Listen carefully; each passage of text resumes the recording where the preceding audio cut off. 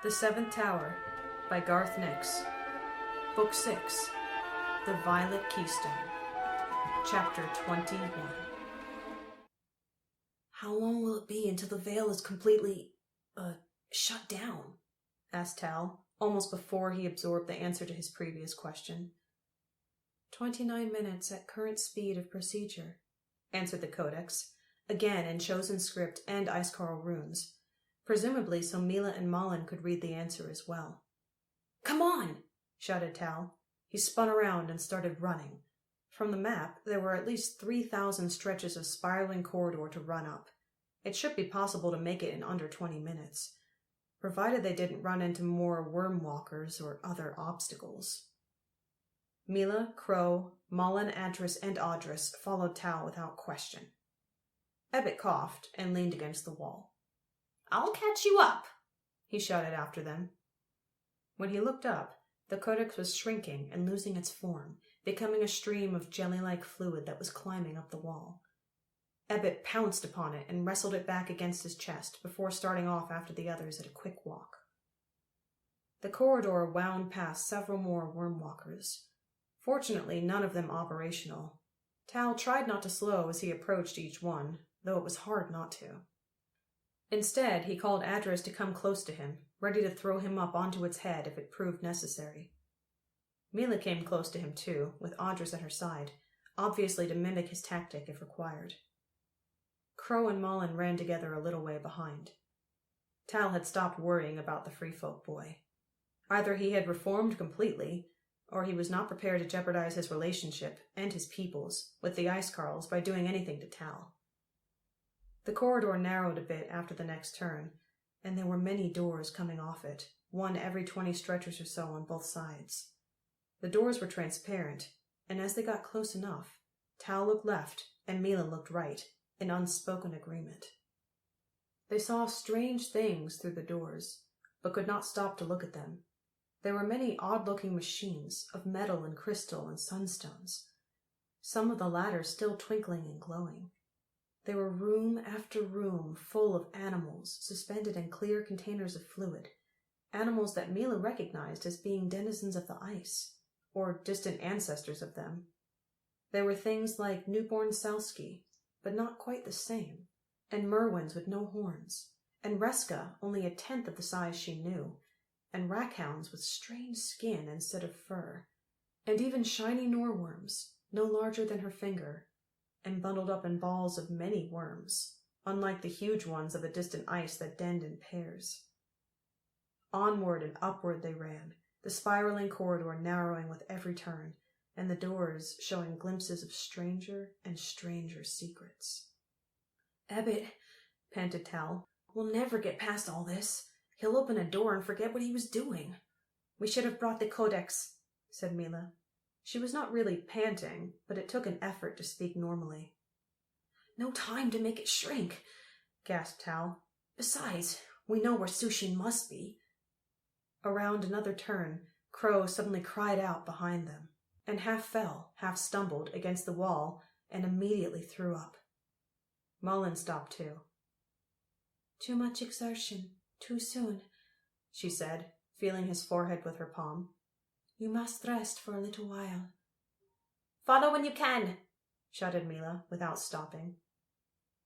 So it's just you and me again, said Tal as Milla increased the pace.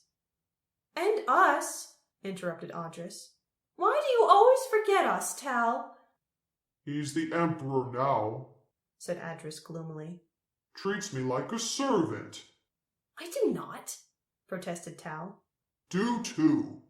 Save your breath, warned Milla. It's getting steeper. The spiral corridor was also winding itself tighter, and there were no more doors. It was like running up a very steep hill. Tal started finding it harder to breathe, and a stitch began to grow in his side. He pushed his fist into it and ignored the pain. What was a stitch when the veil was disappearing with every... Then he saw it, up ahead. The veil.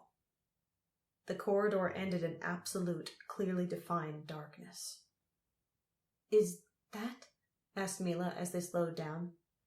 Yes, the veil, said Tal. Adris and Audris, hold on to each other and onto us. Milla, take my hand. We should go through it a walk, and I'll keep my hand on the inside wall.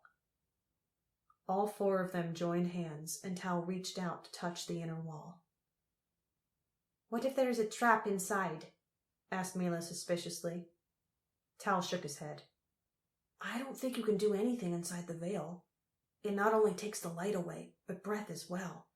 It's strange. It's not somewhere you could stay in long enough to set a trap. Tal took a deep breath, Milla following suit. Then the two of them, and their spirit shadows, plunged into total darkness.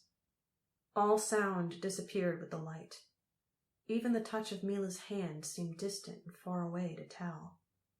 He could feel the rasp of the stone under his other hand, but it was lessened too. It would be easy to lose one's way in the veil, to get turned around and blunder about until breath and senses failed. It was even worse for Milla.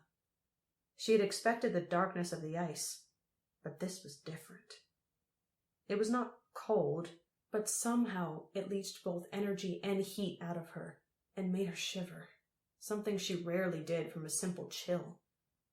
It also stretched on and on for much longer than Tal had said it would. She could feel his hand, but not the spirit shadows, and even his hand felt strange and inhuman. The veil was robbing her of breath, and she was sure she would never see the light again. When they burst out of the veil, out into the sunstone-lit corridor winding its way up and around ahead of them, Milla gasped in relief and swiftly looked at Tal to hide the small sign of her weakness. But Tal was gasping too, and did not notice. That was bad, said Audris. I do not think I would go through alone. I've been through 3 times, said Adris proudly. Let's hope it's still there when we come back, said Tal grimly. He broke into a run again, the stitch coming back straight away. Will Crow and Malin make it through? Asked Milla. Crow's done it before, said Tal, though it took him a few seconds to get breath enough to answer. He can help Malin, or they could wait for Ebbet, I guess. Tal looked at his sunstone to check the time. 14 minutes gone, he said, but we must be more than halfway. They started to run again. Above the veil, there were no more transparent doors, though there were side entrances every now and then, blocked by solid portals of metal or some material that might be wood.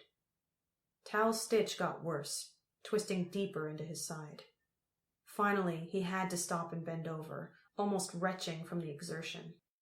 I will go on, called Milla, but Tal reached out and grabbed her sleeve.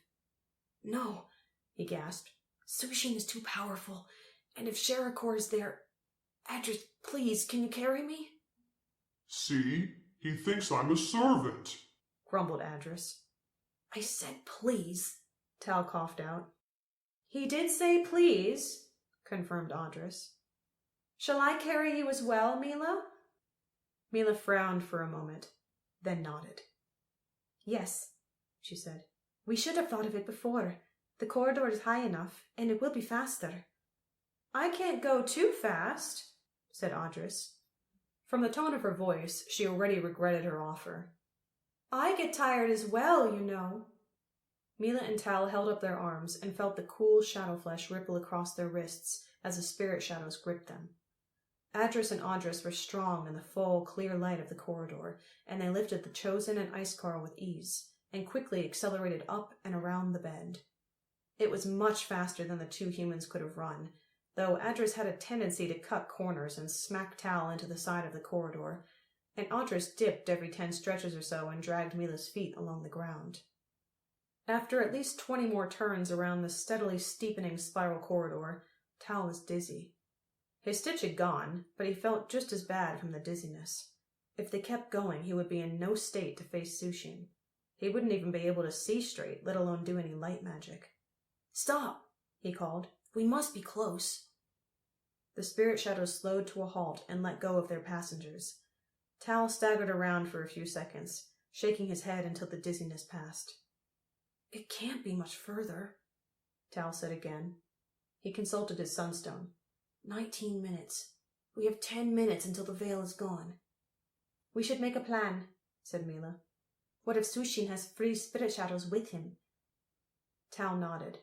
He had seen many free shadows in the Red Tower above the Veil, brought across from Einir to be the vanguard of an even larger force that would follow when the Veil fell. I think we have to concentrate on Sushin, he said. Strike at him, as he's the one who can use the Violet Keystone. Adris and Audris can try to keep the free shadows off our backs. I cannot offer any better plan, said Milla. We must hope fate favors us, and be bold and brave. She held out her hand and turned her wrist up, showing the scars of her oaths. We have many vows between us, Tal, she said. Let us add one more, without blood, for there is no time.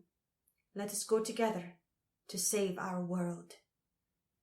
Tal held out his wrist, similarly scarred, and held it against Milla's. Together, to save the world. We will defeat Sushin and Sherakor. Tal met Milla's eyes for a full second, and both of them saw something of themselves in the other's eyes. Somehow, the Chosen had become almost an Icecarl, and the Icecarl was almost a Chosen. Emperor and War Chief, both of them blending the best of their two peoples.